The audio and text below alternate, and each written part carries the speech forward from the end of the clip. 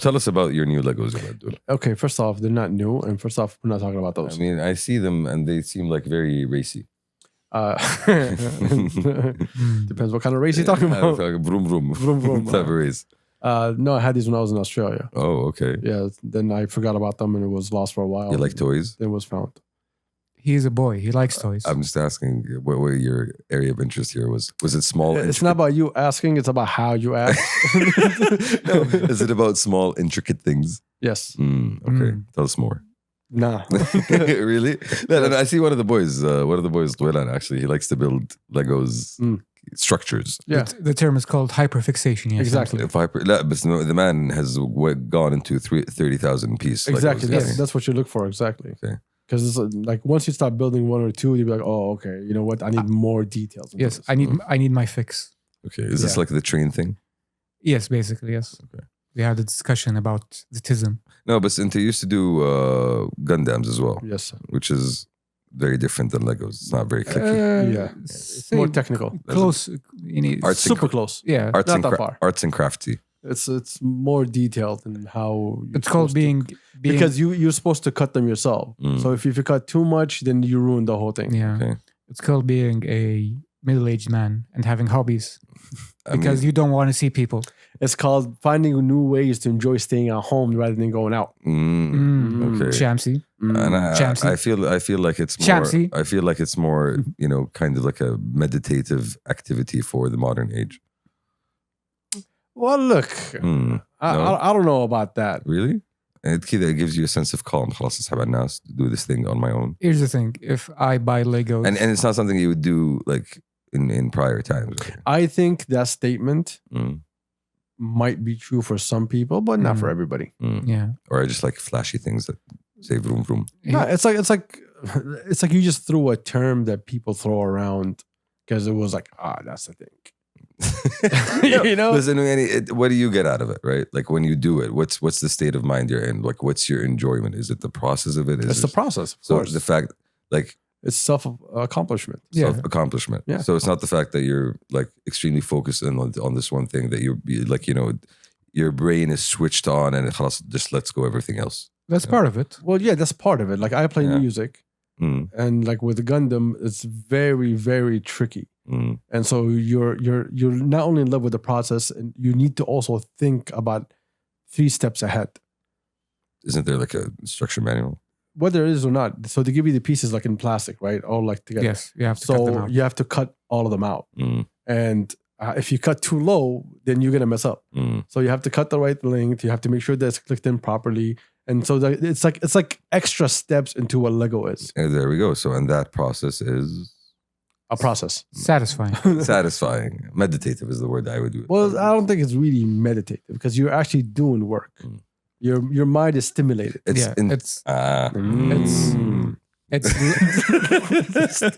slow. Something we seek always, number one. It's slow. Mind stimulation. It's low intensity but constant stimulation. I wouldn't call it low intensity though. I'd say medium intensity because you need to focus on whatever. One sec. Hey, welcome past the Kabsa. It's your boy Ida. What's happening? What's popping? Episode 244. I got the homie champs right next to me. I got number 1 in the building. Texas on vacation. I hate myself. Medium. I'm gonna get that out of the way. Medium intensity effort in terms of focus and doing things. And for me, I wouldn't do this, right? But I'm also You wouldn't do a lot of things. But commit, follow through, aware that I am very succeed, progress, grow, develop as a person. Done, almost ready. Yeah, I have a couple of classes. I'm the kind of person. If I get into something, I really get into it, right? Like I really spend the time to figure it out and how it works. Yeah, for a week. No, sometimes for longer. A month. I have, and then off to the next thing. Yeah, see, there you go. That's the process of mastering things. I'll ask you a better question. What was the last thing that you did that reshaped your behavior?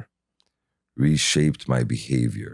Not as in like, as a person, as a human. No, like you got this new hobby or this new thing or something to do with work that had to change your day-to-day and how you live your life.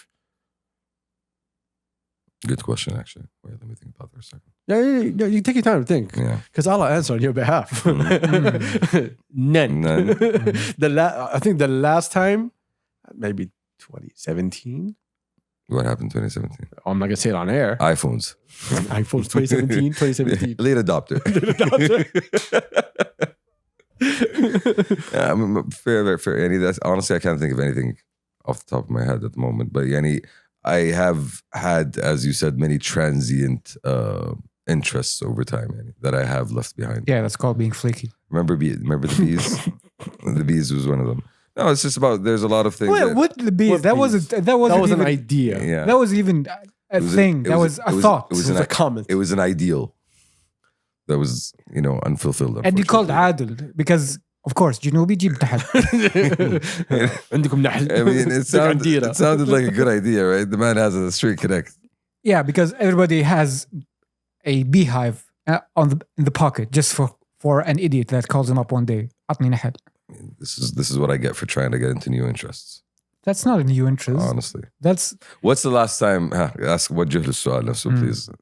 Same question. Last activity that you changed your behavior significantly. Number one. Not Fitness. knowing. Fitness. See, Okay. There you go. Tell us more. Even though I do not know him as much as I know you, I can tell you it was fitness. Yeah, okay. It was his health. Tell us more. But the fitness came, was this before? Walk us through the process. I used to be fat. Uh-huh. Mm-hmm. We've documented this before. Okay. And then you stopped being fat. Yes. But the fitness Came is later. unrelated to that. Exactly. Came later. Because I want to be swole. I want to make people regret. And have all that time in the gym, the only thing that grew was your head. Everything else just stayed the same. That's because I shrunk more compared to it. Maybe you're doing this for the wrong reasons. If you shave your head, it looks bigger. I don't think it's about getting swole right now for him.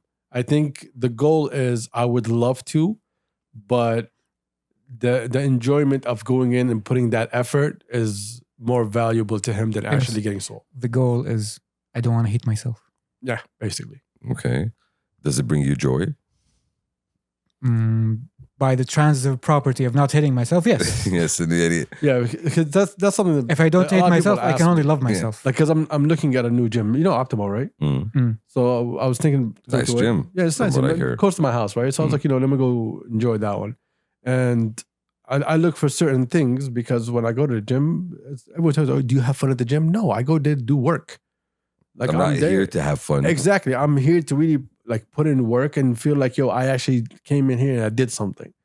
Like the best time I've ever been to gym was when I was in Australia because I had that personal trainer that just beat the shit out of me. I see that, but that was more specialized. You had that personalized attention. That I had someone that can really push me. And someone who understands you. And yeah. But have you ever done leg day and then have to go down the stairs to go home? Back when you had 9% body fat. Thank you. I appreciate you. That's also nasty. Is that a lot? No, that's quite low. Very low. Very low. No, I have not. Fitness model territory. I'm not familiar with leg day about dude. Just so you know. I'm familiar with Kura. So imagine doing the thing that you always do, which is take steps. Yeah. Right? Yeah. Imagine being difficult. Exactly. Imagine that, when you step, your thighs are saying, nah. We're not doing this today. But and again, does that give you that sense of accomplishment? That feeling tells you did something. Yeah. No pain, no gain. Exactly. It's not like deep down, it's like, hey man, I did the workout today. No, it's like, I feel the workout today. So it feels like you physically have something to go to. Like I have guys that go to the gym for an hour, then walk out like everything is cool. Because they don't really put in the work. Yeah, I'm like, okay. Like the guys who take 15-minute breaks between sets, like what the fuck are you doing? I hate them. Having conversations. They don't deserve rights. Okay, a little bit extreme. Try working out with them. I mean, that's not what I'm there to try do. Try, like, yo, my guy, I need the bench. Sorry, I have to take 15,000 selfies to the person who is probably talking to 5 other people. Okay. Very much a pet peeve. But I do understand where you're going from, where you're coming from. Is that the same sense that you get? It's more about I want to be more physically capable, more physically fit. I feel stronger. I feel healthier. And I feel like I can do 15, 20 minutes of cardio relatively easily when, again, to give you an example, when I started back from square one, I couldn't raise the bar when I used to do a bench. Just the bar itself, I couldn't raise that. Oh, wow. Yeah. It shows you, I might not I have grown, I have swollen. I might not be Mr. T, but I'm Mr. A. Small case T. Okay. Lowercase T. Small case T. Oh, there you go. You got a letter. Good. Yeah, honestly, I'm happy for you.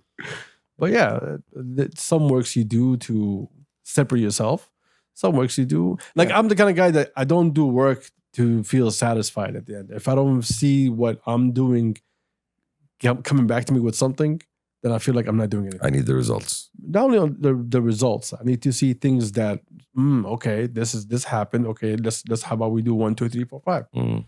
You know, like I remember once when I realized that one of my shoulders was more built than the other one. So I had to focus a lot on the right side, not the left side anymore. Okay. I shall carry the bags now here. Yeah, because it was the way that I was lifting, I was using more shoulder than I was using on my right side, even when I was doing other exercises. But that's, I think all people have a side that's inherently more stronger, more developed than their other side. Exactly. But when you go to the gym almost every single day, you want to go feel that pain. Yeah. You want to feel like you did something. It's satisfying when you know like you put in work. You know, even when you wake up the next day and you're sore, you're like, it's like you're sore for a reason because work was done. Something was achieved. Yes. Yeah. I love that pain, but there's this one annoying guy in the office that I think he has like spider sense when he knows I've worked out my shoulders and he just like, he says hi, but he rubs your shoulders at the same time, gives them a good pinch. Yo, my dude, I feel pain. Relax. Did you say hi or hi? No. The person who said hi is no longer with us in the office. HR had to step in there. Had a conversation. Yeah. Okay. HR. Yeah. Speaking of Jews. Oh, wow. Wow. Wow. Okay. Shots. Wow. Bam. Bladau. Oh, stop. Yeah, speaking of them, what's been going on lately? A court ruling was issued. Just let me find out the exact place that it was issued. Talk about the ICJ. Yes, exactly. The ICJ. International Court of Justice. Yes. The preliminary hearing was, again, to put this into perspective, South Africa raised a case against Israel that they are committing genocide in their war of genocide against Gaza. So the process as it is, this is basically considered the exploratory phase, and they will assess the case and determine if there's grounds to proceed. Okay. Lo and behold, yesterday... So stage 1, basically. Yeah. This whole process until a final verdict will take years. But the initial ruling was issued yesterday, basically said, South Africa has a case against Israel. Okay. And the International Court of Justice issued a set of preliminary instructions for Israel to implement based on this assessment. Okay. One of them was to ensure the continued aid of delivery to Gaza, prosecute any perceived wrongdoings or issues within the army.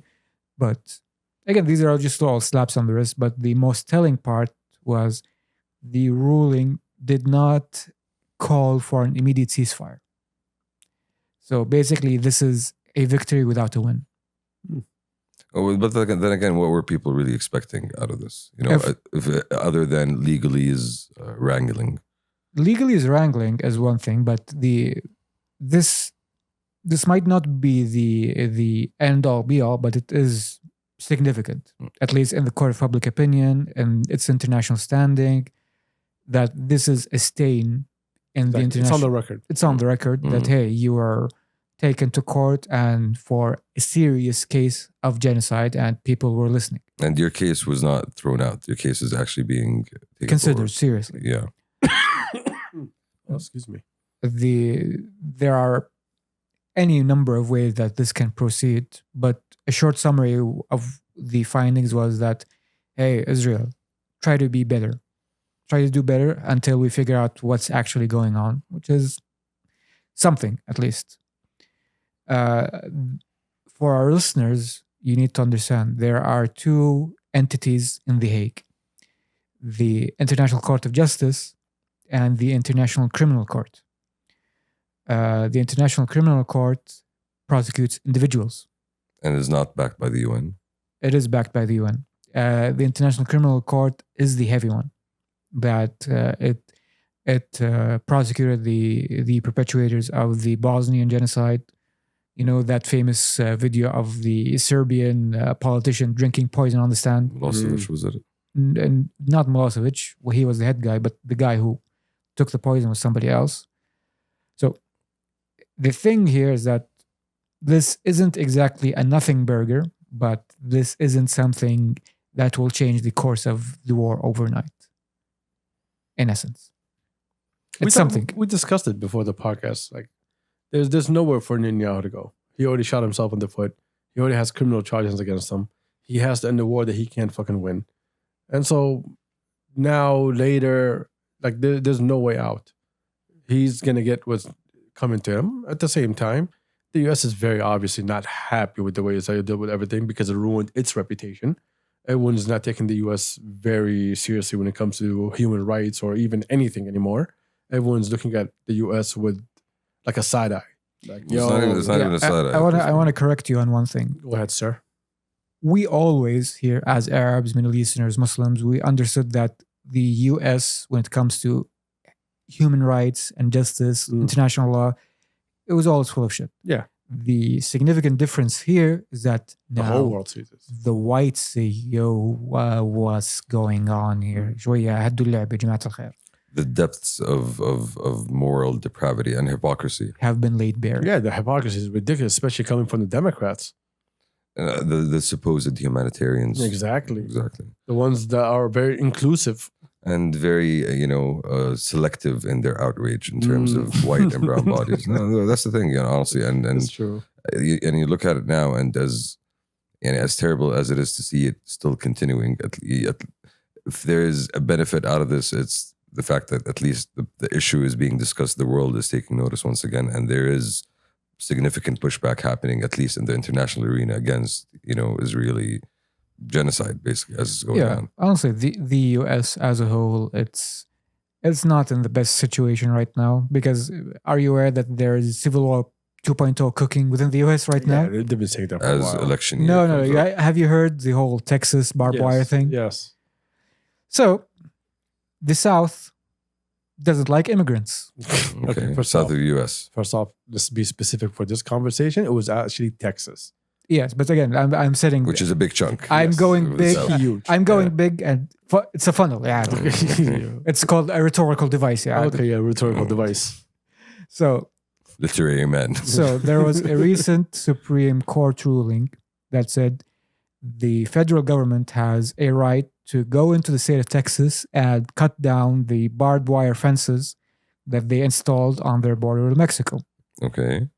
Because this constitutes a humanitarian and threat to the immigrants that are immigrating to the country. This is barbed wire here. Okay. If we international law. Yeah, international law, quote unquote. And it's a threat and impediment to the U.S. border forces patrolling the border as well. Yes, Okay. but also, why did Texas do that? Because the border was very leaky. Because they felt like that the Biden administration were not doing anything about border control, and there's a lot of people entering Texas. So they said, hey, we're going to take matters into our own hands, and we're willing to fight the government for it. Yes, it's called states' rights. My rights. Fun fact, the states' rights argument was used before. I wonder when. Yeah. So the governor of Texas basically said, Supreme Court. Screw you. ما راح نسمع الكلام. فالموضوع قلب. Our militias are ready. We'll see what happens. Federal agent, man. Our militias, as in Texas Rangers. This is Texas. Against the federal government. This is Texas. basically. We're talking militias, plural. Okay. And a bunch of Republican governors as well signed letters of support for Texas. Yay, fight the government. Okay.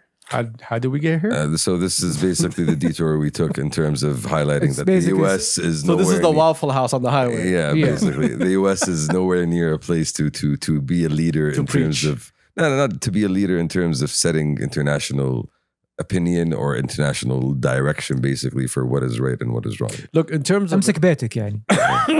Basically. in terms of the U.S., Which honestly, it hasn't been in a position to be in for ever. I think for a long, long time, I think they lied to themselves that everybody's going World to be War on their II. side. But after COVID and after this one, after Ukraine also, and now this one also, you have all those three things in the last, 4 years? Yeah, 4 years. Yeah. So you had all those three things in the last 4 years, and you kind of showed your true face. Now, if there's a big problem that's happening in the world, you need people to support you. No one's supporting you. That's the thing. Except for your, increasingly small coterie of for your Western, side hoes, yeah, your side exactly. hoes, the UK, France, your side chicks, your Denmarks. Exactly. So those people they're always aligning with them. But even though recently they've been having problems with each other and them because of Russia, because of Israel, and so on. As for Israel, I think what was so amazing is that when this whole thing started, they thought, let's take it to the media, let's go, control the narrative. Let's say this is our September 11th. Let's say we're the ones being attacked and getting shut down every single way. They actually shed all the light on it. And then when people kept looking, because you asked them to look, they're like, oh, no.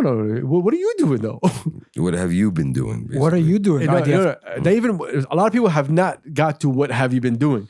They're still looking at what are you doing right now. True. What are you doing? IDF soldier on TikTok? Yes. No, not just that. And even that, when you see, we just saw a video of Israeli kids basically singing about war and destruction. And when you see that level of indoctrination where it's reached in society, and that's when you really get shocked. I'll give you a worse one. You didn't see the picture of the little kids writing letters on the bombs. Yeah. And that's old. That's not even new. That's been going on a couple for years. For 10 plus years. Are you familiar with the term Sirdot cinema? Sir? Do we look Jew to you? No, I'll yeah, all of us were Semitic. I mean, yeah. So we pass. There's no curls here, sir. We pass. If Turks was here, this would be a more difficult conversation. Yeah. He has the hair for it. Taking shots at Turk. He's not here to defend himself. Yeah, he has the fro. You know what? I'll allow it. Until he gets back. خليك تيجي تتفاهم معك إذا رجعت. You say? Sirdot cinema. Sirdot is one of the settlements near Gaza. Oh yeah, that's where they sit and they watch. Exactly. Because these people would just pack up launchers, sit on a hill, and watch Gaza be bombed. And I gotta say, payback's a bitch. I spill on the movie. Human rights. That's what they tell you. Human rights. Oh no, no one can negotiate that shit anymore. It is very obvious. Everyone knows that the U.S. is allowing Israel to do all this bullshit. Everyone knows Israel is doing the bullshit they wants to do. Its own people, it's against it. And it's very obvious. Now, the thing with I think the twist is going to be after now with things forcefully going to calm down, the conversation is going to be, oh, no, it's not us. It was Netanyahu. We weren't in control. Oh, yeah. It would, we were looking for peace. We would like to have peace with Palestine. But it was Netanyahu and his party. They were like that. As if the last 20 years did not happen. Exactly. Bro. As if they weren't elected. Exactly. And put into place and everybody knew the policy. Are you familiar with the Israeli journalist called Gideon Levy? No. He is a journalist who's left-wing, so he's very critical of Israel. And a former speech he gave went viral on TikTok, so I kept seeing it pop up every now and again. And he basically summarizes the Israeli attitude to a T. Basically says, the main issue is that there are three currents within Israeli society that is making peace impossible. He said one is that Israelis believe that they are God's chosen people. As a whole, they believe that they are inherently more special, and therefore rules do not apply to them. And this is something on a societal level. Yes, he's basically saying these are the three main obstacles to Israel as a society that are making peace difficult, almost impossible. So the one thing is that they view themselves as special, given that they are God's chosen people. The second one, which is, I believe it is the most severe one, is that whatever they do, they view themselves as the victims. Justified. Because he said, as an Israeli, I can plainly see that there have been longer occupations, sometimes more brutal occupations throughout history, but there has never been an occupation that the occupier paints themselves as the victim. Not only the victim, but the only victim, and history's greatest victim. So if I am the victim, I cannot victimize because I'm the one that is being victimized here. Yeah. And he used a quote from the former Israeli Prime Minister Golda Meir, where she said, we can never forgive the Arabs for making us kill their children. And that basically summed it up to a T. And she was also a monster. Yeah, again, only a monster would say that. Yes. And the third one is that, and this is the saddest one, and it's honestly extremely true, is that Israelis as a whole do not view Arabs as equal human beings. He said, we as Israelis do not believe that the Arabs love their children as much as I do. They do not love life as much as we do. They do not laugh. They do not have joy. So we're talking about a profoundly indoctrinated society. Not just twisted, honestly, not just indoctrinated. Like we're talking about a society that is literally built on death rather than life, right? I wouldn't say that, but it's a society that is found built on lies. It's superiority complex. That's the first one, honestly. It's a society based on a myth, but all societies, if you want to be technical about it, are based on myths. But the foundations of that myth is Nazi. It's inherently toxic. It's inherently... Yeah, it is. It is Nazi, though. It is Nazi. Everything that you just said, exactly what the Nazis were saying. Exactly. If you're considering like what the Nazis said in terms of the Aryans being the supreme race, they took it from a scientific angle, and we're looking at the Zionists doing it from a religious angle. If we're talking about looking at Arabs as subhumans or less than fully human, that's literally what the Nazis did to the Jews. And in terms it's the same playbook. And in terms of being the victim, that's literally what the Nazis did. We, Germany, have been robbed by the Westerns because of World War I, which was true, actually, in a sense. That one was kind of true, But again, it's the same playbook. It's literally the same playbook. And that, for me, that was the thought that I was just having. It's how do you get to a point where that disease that, like the abuser has become, you know what I'm saying? Yeah. Like the disease of the abuser has been transferred to the abused. Oh, it's easy. Iran has been doing it for a long time also. Hurt people. If you're looking at that's a simple way of looking at it. Again, we're talking about a society here. Exactly. So this has been engineered. Exactly. Since you're born, we're telling you you're a victim. Since the day that you're born. Yo, daddy, why are those rockets in the air? Oh, because we're victims. No, and see, again, keep in mind, like if we're looking at it in terms of the birth of the state of Israel, where did it start from? It started from the terrorist acts that they will claim, yo, we had to do this. You all made us do this. We had no choice. We had to protect ourselves to make our own state. When it comes to Israel, every accusation is an admission. That's a fact. Yeah, because if you look at what are they saying about Hamas? Oh, they're hiding among the civilian population. That's what the Stern Gang and Lehi did. Lehi became the IDF. They're hiding weapons, quote unquote, in mosques and hospitals. In Israel, they have actual monuments and plaques on the. There are no more hospitals. That's the thing. There's no more hospitals. They claim that the Hamas are hiding within the hospitals, hiding weapons, etc. And in Israel itself, you have historical monuments to synagogues and hospitals that have plaques written on them that say this hospital was used by the resistance against the British mandate, against the Arabs, where our quote-unquote heroes hit their supply lines with weapons, etc. So every accusation is an admission. We are projecting the evils that we have done against you, on you. But national myth. Exactly. National myth. Yeah, but we're heroes. Yeah, exactly. How else do you think our fathers and forefathers built this nation? With the blood of their own Arabs. Fuck up. Yeah. At least, honestly, again, it's good to see the international community do something. But as you said, the fact that there's no immediate ceasefire. Again, it's a UN instrument. At the end of the day, I don't really have any trust in the UN to do anything. The UN hasn't really been able to do anything of significance in any global conflict over the past 60 years, if not more. So yeah, the UN I told you, it has no value. And if we're looking at it as a place where the UN, the US will have a veto vote over anything of actual significance, then what are we doing here really?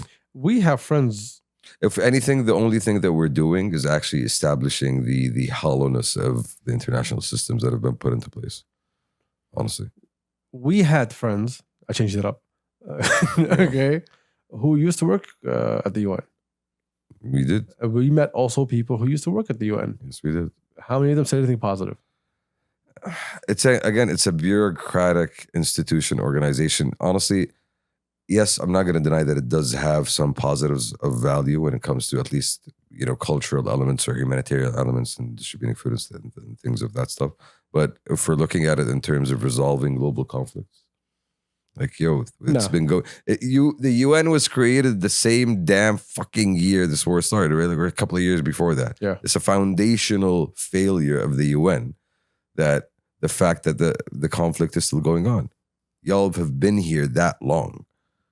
I think the UN RWA is one of the oldest UN agencies that were established. And it was recently defunded. It's happened how many times? No, we're talking right now. AMS.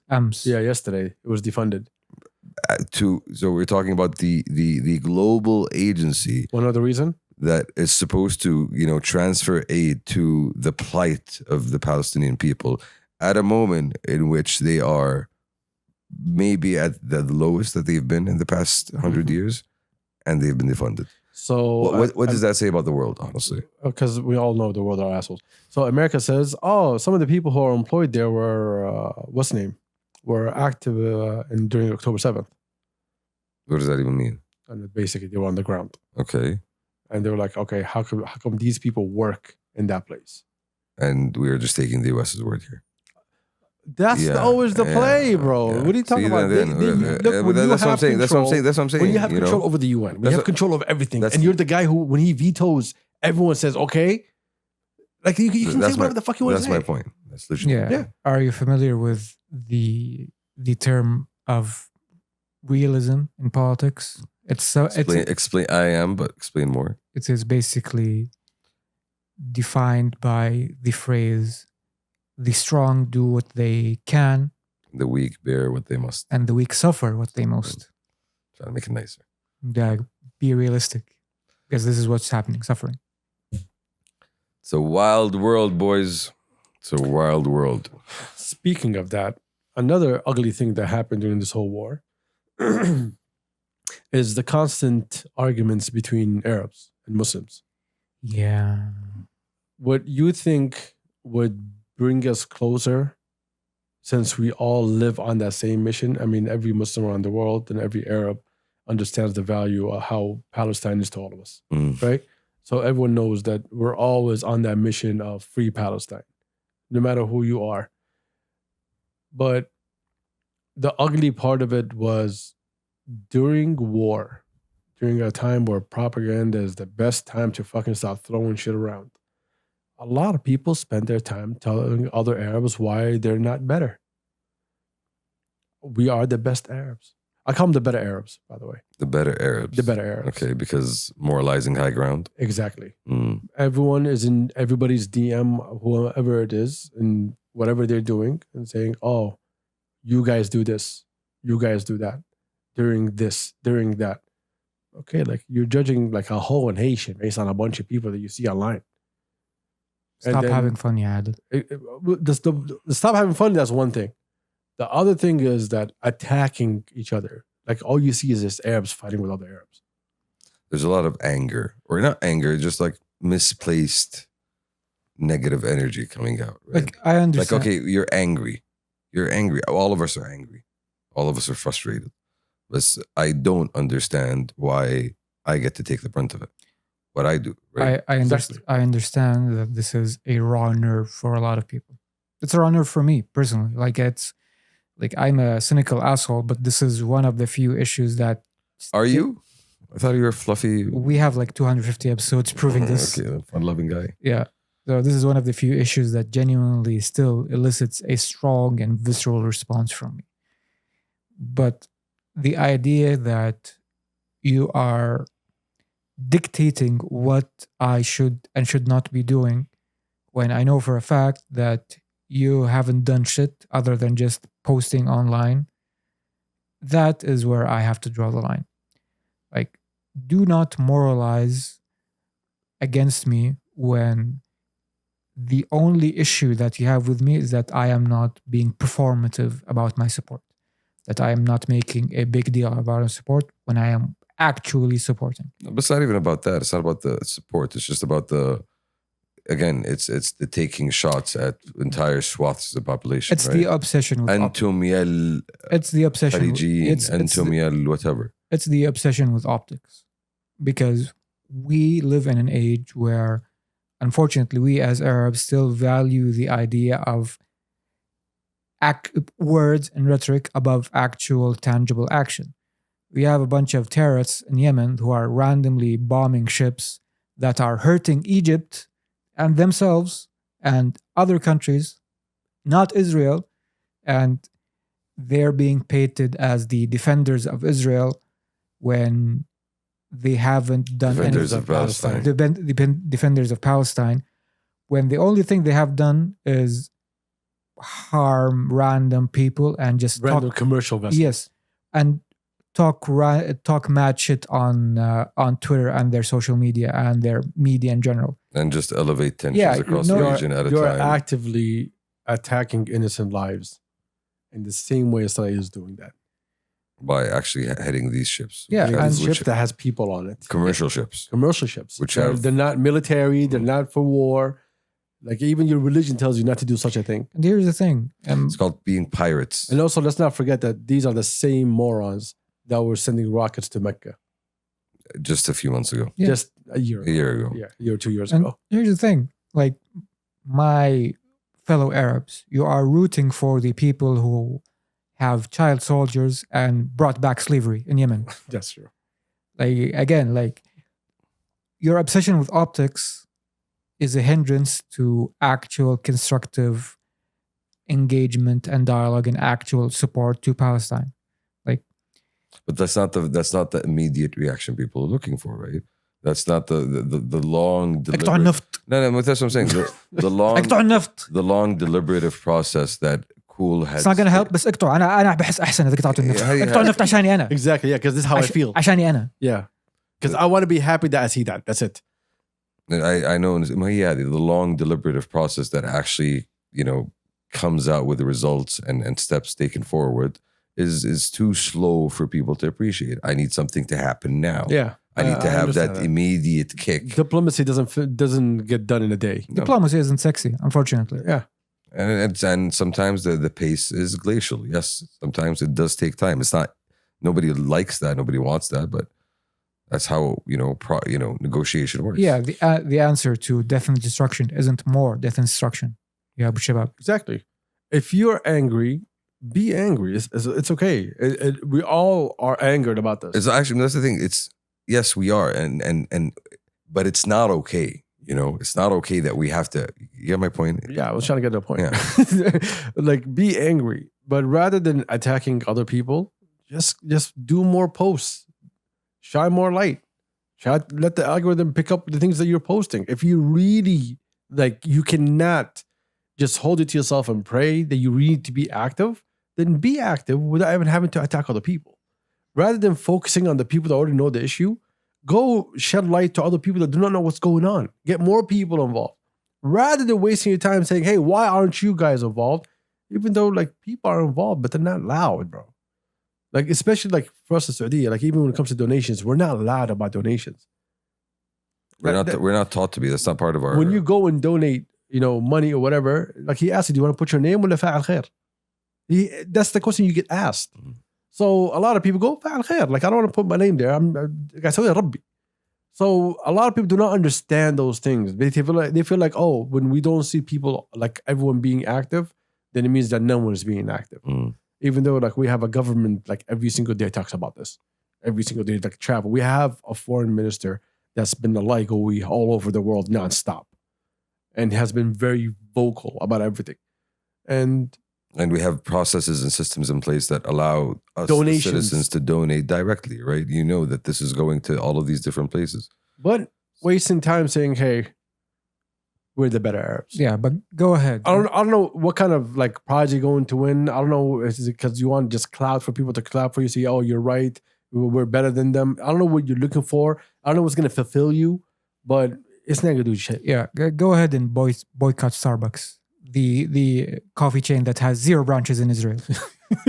Hey, it's just about. It's not even about that. Honestly, I do not do boycott Starbucks and do boycott McDonald's. Go ahead. If it makes you feel good. No. If you actually think it's going to have an effect and if you believe in it, go ahead. Yeah, it's a placebo. Because here's the thing. But that's also completely wrong. I'm sorry, number one. But that's completely wrong. Because you believe something is true, it doesn't mean it's true. Well, it's about doing what you believe is something that's going to have an effect, right? If you think that posting more is going to do that, if you think but if you go into start boycotting and hurting local companies, then you should really look into it and make sure that what you're doing is right. It's not hurting other people. If you're killing a whole economy because of one thing that you feel, even though you don't have all the facts, that's not right.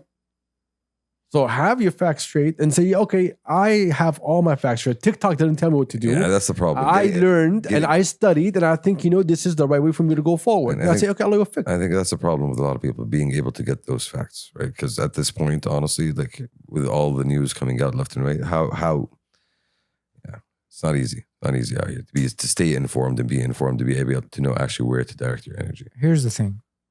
We live in let's say a liberal capitalist society dominated world order, and part of the byproduct of that world order is that people, because they have achieved a certain level of economic and personal satisfaction, they don't really understand politics in any meaningful way. Politics to them is just something that is happening.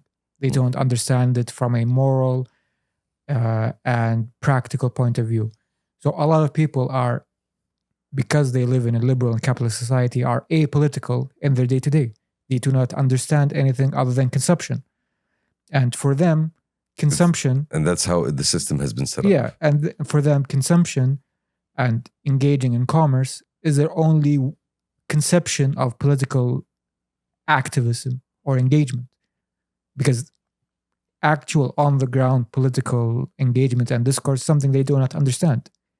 This is why people who actually do understand the game, such as lobbyists, etc., they have such an outsized power in these places because they direct the rules of the playing field. They're actually doing the work on the ground. They're talking to people. Like my guy, you are not affecting the world from your laptop and from your iPhone, from your dorm room. Change.com petitions. That's what's wasn't change.org? Change.org, yeah. Change.org. Change.com. Yeah. Well, speaking of all this doomsday things, the doomsday clock has been ticking. You know the doomsday clock. What is it? I know the doomsday clock. What is the doomsday clock? You tell me. The doomsday clock is a device that was devised by a bunch of very smart scientists. I'm not sure at which institute. Was it in the 60s or the 50s? It was in the 50s, I believe, at the start of the age of nuclear proliferation. And it basically traced how close the world was total annihilation. It was designed as a clock with whether hands close to midnight, whether minutes or hours away, based on the state of the global world affairs, global world affairs, and global tensions. It was the closest it's been, I believe, was 7 minutes to midnight. Bay of Pigs, I believe, which was 1963. There was a big standoff between the Soviets and the U.S. That was the closest. I think I'm not sure if it's Bay. Wasn't it 90 seconds? 90 seconds. No, that's a rock band. Okay, yeah. You know what? Oh no, that's 90 Seconds to Mars. Sorry. Let me Google this. Okay, so what about the doomsday clock? Because they just reset it. Okay. Stayed the same. It still hasn't changed. It still hasn't changed. Is it now digital? Is it blinking? Bulletin of Atomic Scientists. Yeah, that's where we go. All right. In January 2020, it was moved forward to 100 seconds, 1 minute and 40 seconds. 90 seconds. Yes, there's 100 seconds. Okay. This is January 2020. In January 2023, the clock was moved forward to 90 seconds, 1 minute and 30 seconds, before midnight and remaining unchanged in January 2024. Was it because of the war in Ukraine? Because 2023, that's when they're like, okay, Ukraine, Russia, nuclear power. Fine, we'll move it. Let's get this closer. And now they're saying, okay, we're still in the same phase. Oh, it started off at 7 minutes to midnight. Yeah, it started off. But right now it's around 90 seconds. Which basically says that the world is closer and closer to... The people go to war. Yeah. Not just the people go to war. Massive destruction on a massive scale. Which does not bode well for everybody. So yay, world, good job, well done on making us look forward to things. Welcome to Past the Bad Vibes. Yeah, this is where we're at today. at Everything was 1 negative. 1 like, a.m. damn. on a Saturday night. Ah, We actually missed seeing each other. Good to see you guys. now we stop. What, after- what do you after mean all we of missed each other? We see each other every week. Yes. Yeah, this has been a week, guys. خليني أفقدك. I would like to actually. But You want to talk about one more thing before we bounce? we have more things to talk about. I have some things I'm holding back. I don't want to open it right now. Oh, there was rumors that thmanyah fired Hatem or fired someone. Didn't say what. Okay, context, please. We talked We talked about it last week. about thmanyah. Yeah, type of context. Yeah, there's no really context. Yeah. If you heard this episode there's- back to back, you know what we're talking about. There's been controversy that's been happening with the thmanyah rebrand. A lot of people on the internet have found some old tweets. Unsavory tweets. So old unsavory tweets for some of the people employed there. You can go back to the last episode. We discussed it there. And Isn't that now much better? there's been progress. We don't know. Rumors, again. Mm. We don't know, I don't know if it's true or not. I haven't really paid attention, but it came across my desk that, hey, by the way, the thing that you guys were talking about, oh yeah, it's happening. Because I said on the last episode, we solved thmanyah. Okay. We give them all the business solutions. I'm joking. So once again, the mob has If it's true, I don't think it was because of the mob. I think if it's true that they release him, I hope nobody gets released from their jobs or whatever. But if it's true, then this is just damage control. business basically taking Yeah, steps to. It's a typical reaction. It's not surprising at all if it is what actually transpired. We want to go back to regular business operations. There's turbulence, I believe, going on. Exactly. So Yeah, if you have a toxic association, let's get rid of the source of the turbulence. No, but doesn't that give power to the mob, more power to the mob? The fact that they are able to direct. If the mob didn't have any fucking fire, True. but they had fire. You found the burning stick. They came with Found a the very old stick. very old stuff. Yeah.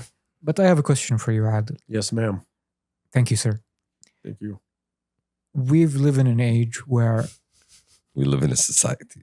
it is almost impossible to detect real tweets versus fabricated tweets. It is that indistinguishable. Mm. So will we get to a point where we can unequivocally say that we can no longer trust any screenshot from any tweet in the future? I mean, haven't you seen the Taylor Swift thing that just came out? Yeah, I was about to say I was going to talk Yeah. about that. And you can't even trust pictures at this point. Yeah, because AI, ladies and gentlemen, the White way House too good. spokesperson taled about it. Swifties are mad. Because exactly, there's a huge community here that can be. If you have Swifties against you, Yeah. this Okay, is... okay, let's bring it back. Let's bring it back. Mm. Okay, sidetracking. Trust, and Yeah, we'll and- segue into that because ultimately, like, these tweets, they were real. Yeah, But will we reach a point where we can no longer distinguish a point where this has been real versus not real when it comes to these tweets? Exactly. no. I would say we're already there. Because from what I understand, if it gets to a point, you can actually request the actual data from Twitter in and of itself, from its own service, to actually, this is something that was said at some point. I mean, if you're suing someone legally, you can ask for that from X. I think.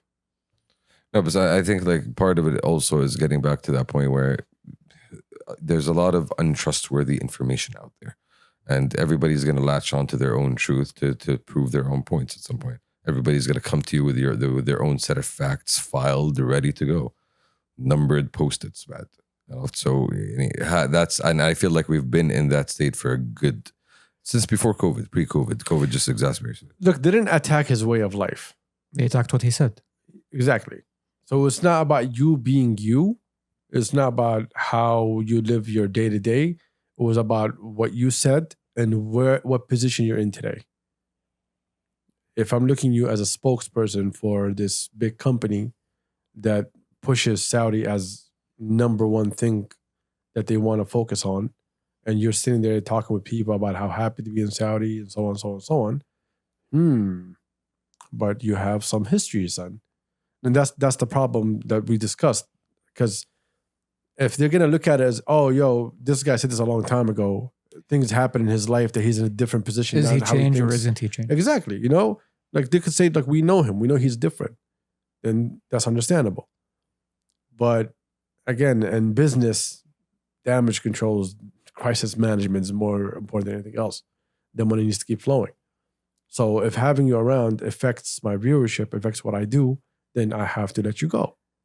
Again, but there is such a case as overreaction. And I'm going to use an example back from my consultancy days, where we had a client that was basically developing a case for legal action against a person who on Twitter just tweeted about the company. And regardless of the fact that the information he tweeted was defamatory or not, the tweet in question that this company, this multi-million-dollar company, was willing to go to court over had no likes and no retweets. Mm. So as a consultant, I had to say, my people, Bad idea. This is the definition of salting the earth when there's no reason for it. Like, this guy might be 15 for all we know, and you're deciding to sue the man into the ground over. That's overreaction. Again, because literally But you can't compare that to what happened with Hatem. Yeah, because the idea here, because you mentioned damage control and crisis management. From my experience, because as a person who is dealing with communications a lot, the rule has become overreaction and not actual assessment and damage control, because people get so in the moment. Reactive, not proactive. Yeah, because again, we have to fix everything right now. What is the source? Okay, do that. Go nuclear from day one. And a lot of the time, when hindsight is 2020, it's an overreaction. Look, I don't want to badmouth thmanyah in any way, shape, or form, and I'm not trying to be negative here. But if it's true that they let go of them, my question then becomes, what about everybody else? If the tweets is what really put them over the edge and say, you know what, we have to let go of you, there were other people. So is this across the board? Or is this one person? That we don't know where is the heat coming from? That's the question. The heat came from one person, and then they found everybody else, and then they put the spotlight on everybody that was involved. Everybody that had a bad tweet, they put the spotlight on them. And supposedly now one of those people ended up getting supposedly one person from the rumor was it is a good question, actually. So what was the reason to let go of that person and not everyone else? If it's true that you let go of that person because of those tweets. Mm. See, those are the questions. Well, and also, if you're going to tell me, oh no, but this person is more valuable to the company than this person because this person is in the spotlight, this person is not, is in the back office. Like, I do not know what was the criteria used to come to those decisions. And that's I'm also assuming there was an internal investigation in terms of. Oh, had to. So how they had to do the due diligence. They had to talk to the legal team. Mm. How do you resolve that? It's not. That's the thing. We don't know. We don't know. And we don't know, and we won't know. Mm. You know, but whatever it is, we just wish everybody the best. I don't like that. Yeah, it's kind of hard. True, very true. Not an easy situation to be in. Yeah, not an easy situation to resolve either. Speaking of being an easy situation, y'all want to talk about the bottles? The bottles. There's been news of, okay, I'm going to give you how I saw everything. First, what popped up was, hey, there needs to be more regulation for alcohol distribution between diplomats and embassies. Mm. Because we can go through the Geneva law, and we can go through the whole process, explain to people how we got this far, but Zibda, and we all knew for a long, long time that embassies got alcohol and they give it to their citizens. Embassies have the right to have diplomatic packages, which are, between them and their citizens. So we knew about that. Correct me if I'm wrong. Isn't it technically because the embassy is considered part of the country? Yes. Sovereign land. Yes. Sovereign land. So if you're entering the US embassy, you're entering the United States territory. Technically, yes. As part of the diplomatic conventions between nations. So that came out saying, oh, listen, there's going to be more control because apparently there's been a lot of, I don't know, we're all guessing here. We have no idea. But whenever you say there's control, it means there was no control before, or there was some less behaviors control that led you to say, you know what, we need to be more strict. Or perhaps areas of improvement. Areas of improvement. And then after that, Bloomberg came out saying, "Oh, there's going to be a store in DQ." Which is a different diplomatic quarters for anyone who doesn't know what DQ is. And then this is basically where all the embassies are based in Riyadh, which is a different proposition as well. The fact that there's a store is very different than the fact that we're changing the rules for these embassies. Now, for the first one, at least changing the rules to embassies, it's, as you mentioned, for a long time, it's been known that certain embassies, certain citizens of certain embassies are able to acquire alcohol at their embassies and provide it to them in certain quantities. I'm not sure what the exact changes and details in the laws are, but I'm assuming it relates to, amounts and... I think it's going to be more like, listen, like we respect y'all. We know that you guys are doing a great job, but we would like to have more oversight. So it becomes more of an issue of centralizing distribution rather than having something happen through every single embassy. Rather than, I got you, bro. Like, no, I want to see. Okay, let me handle the process. I want to see that you got me, really. So what I heard was there was an app supposedly for my bad, about the store that's going to be in the DQ. Again, I do not know. Rumors. I don't know what's going on, but a lot of people were.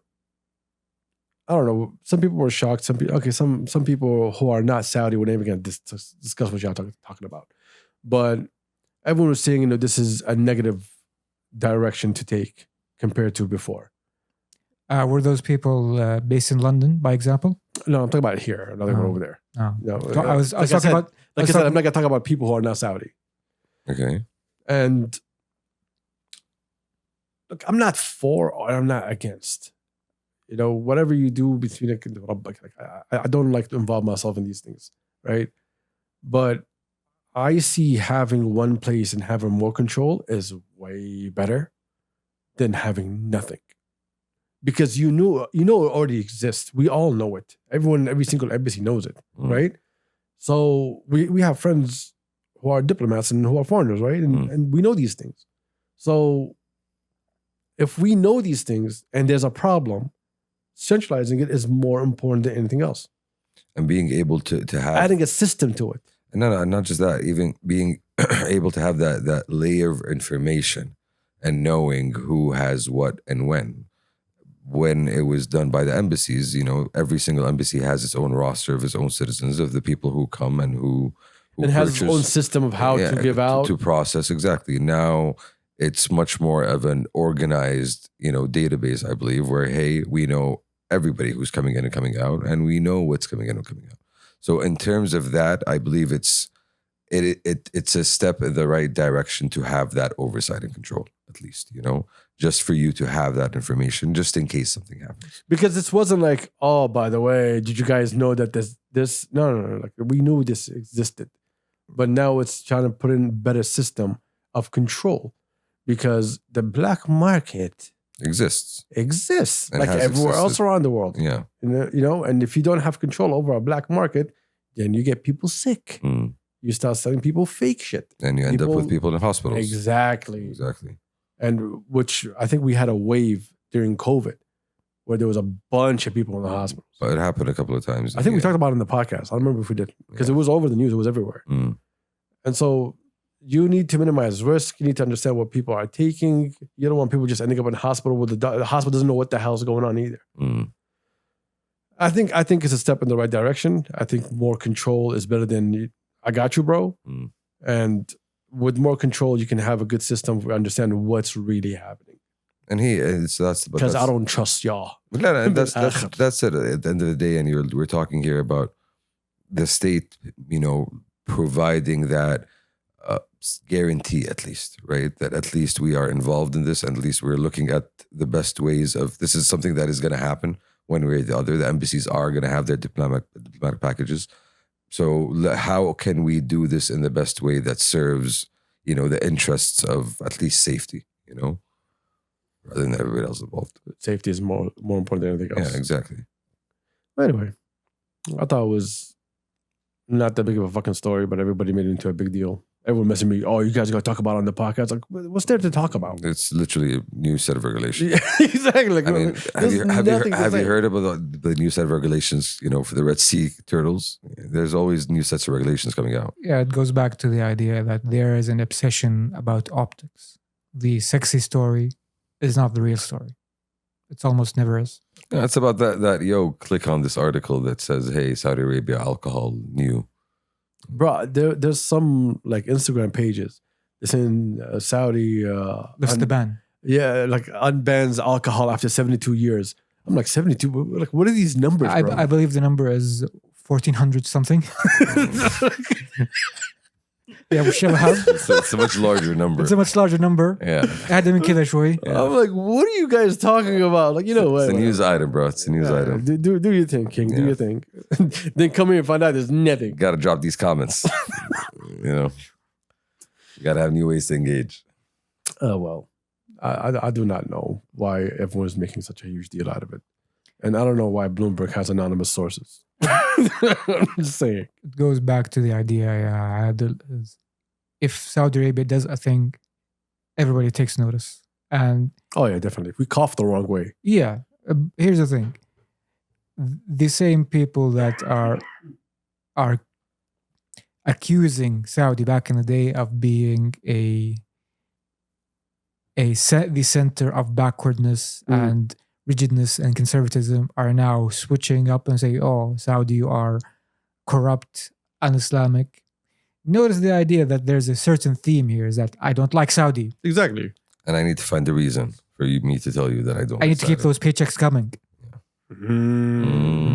Spice. Deep state. Spice. ابحث عن المستفيد. الخلايا الخفية. إنها الخلايا الخفية. صح. قلبك. Anyway, anything else? I think that's the world. What a downer of an episode. Yeah, and that's the world, guys. But Legos, Abdul, I do support this. You know, keep on. Why are we going back to this? Yeah, I'm just saying. It's And then a positive note. shiny. It's a very shiny thing for me. All right. So, the news have been awful this week. I was really looking forward to happy news. I wanted to share a few things with the people, but I think it's way too early for us to share anything now. But oh, that's nice. I was just talking about sharing with the people. I forgot to even share with you boys. Yeah, my fish. Yeah, I'll tell you about that later on. When Turks is back in town. Also, I have a theme for when Turks comes back on the podcast, by the way. I have ideas. I have things to do. So. I'm going to throw my phone at him.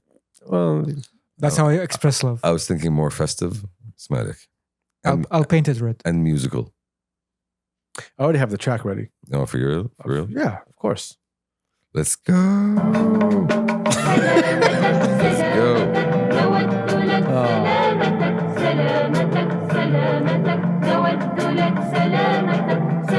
This was fun. Was it though? It's always fun with you boys. It's all negative news. And on top of that, I am really exhausted and haven't slept well the last 2 days. Yeah, listeners, we just demonstrated that we are deep and sophisticated, yo. Yay. Committed professionals. Yay. I am smart and so tall. Shut up. Let me go home. Yeah. Let's go. Hey, first off, that was disrespectful. Yeah. You should not say that. Okay. So I apologize to number one. Sorry. Number one, do you accept his apology? No, I hate you. Oh, that's fair. All right. Thank you for joining us. We appreciate y'all. Keep the hate alive. Always. Always. Take care of your loved ones and pop bottles. Halal bottles. Yes. Halal champagne. You can get it from Rexy at rexshuk.com. Champagne. Has been available for a long, long time. عصير تفاح. Tufah? Yeah. We out. Peace. Peace. Y'all idiots.